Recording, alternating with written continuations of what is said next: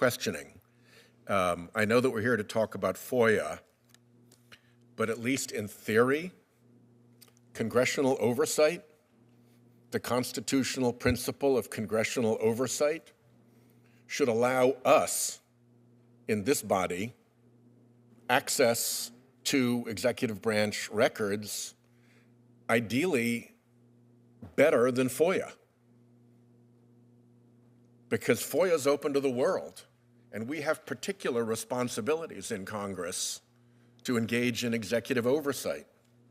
And yet, we have seen situations in which requests for information under our congressional oversight responsibilities are responded to slower than FOIA requests. And, you know, there's always an instinct here to protect the administration in power when you're a part of that party. But as we play that partisan game back and forth, what happens is that the executive continually encroaches until they have our congressional oversight power bucketed down to essentially nil. In theory, the Reagan memo controls this. And the Reagan memo has a number of principles about congressional oversight. The first is that the president is supposed to assert executive privilege to block congressional oversight. Otherwise, it's open season for us to look. Our boundary is executive privilege. And one of the constraints on misguided, false, or self-protective assertions of executive privilege is that the president has to assert it. So if some yo-ho 5 levels down in some organization is blowing off congressional requests because they screwed up somewhere and don't want us to know about it, well, that fact will come up to the White House as the request for an assertion of executive privilege comes up, and somebody's going to say, what? You want to make the president assert executive privilege because you screwed up? That is specifically not a defense of executive privilege. If there's a screw up, even if there is executive privilege, we're entitled to look into it. So in theory, the president is supposed to assert executive privilege. When was the last time a president asserted executive privilege? We're just getting these assertions, non-assertion assertions from anybody who can type executive privilege into their computer, no matter what position they hold in the executive branch. And that's wrong, inconsistent with our responsibilities of oversight, and inconsistent with the Reagan memo that they purport to be enforcing.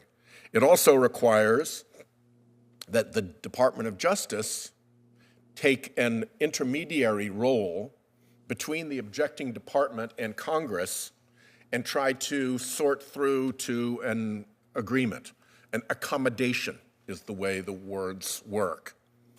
But the Department of Justice and its worst component, the Office of Legal Counsel, are setting up guidelines that basically destroy congressional oversight,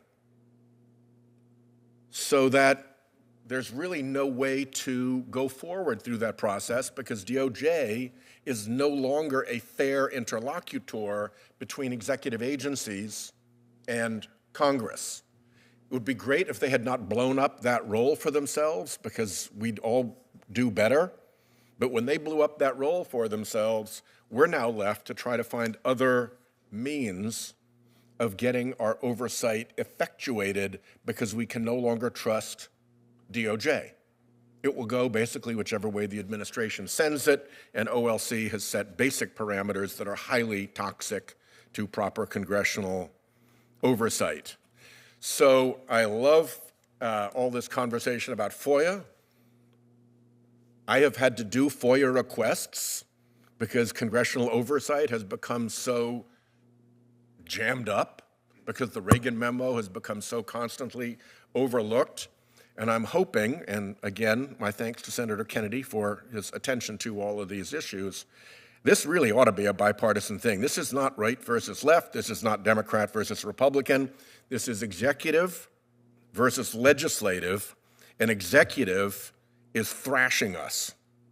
And I'll just close with the observation that if we want to improve FOIA, then the HHS secretary gutting FOIA offices at CDC, FDA, and NIH, Trump firing DOJ's FOIA office head, the Trump administration terminating the entire FOIA and communication staff at OPM, and USAID having no FOIA capability because it is essentially in the process of destruction, is hardly conducive to improving transparency and access to America's citizens to government information through FOIA.